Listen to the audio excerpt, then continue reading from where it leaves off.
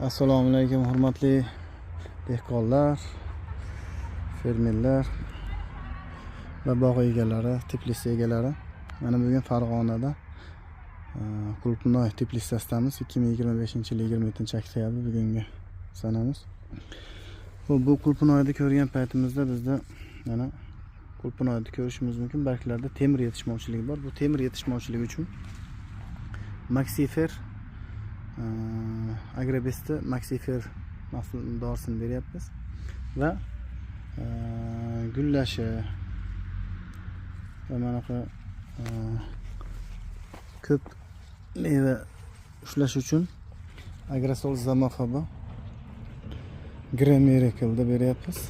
Endi Gramerical'imiz vazifasi issiq sovuq bo'lgandagi stressni oldini olish uchun va 320miz Brent va 320mizni beryapmiz qo'shib. Xudo xolasa bugungi chisloni aytdim. Yana 10 kundan keyin kelib ko'ramiz. Bu yer 1 gektar, narigida 1 gektar, umumiy 3,5 gektar va yana yarim gektar qo'shilyapti.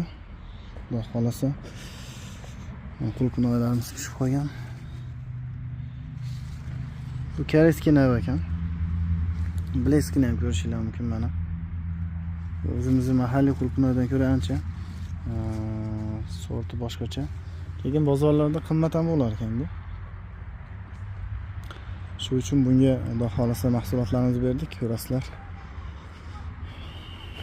Qulupnoylarimiz holati. Kimga shunaqa ma'lumotlar, tavsiyalar kerak bo'lsa, aloqaga chiqishinglar mumkin.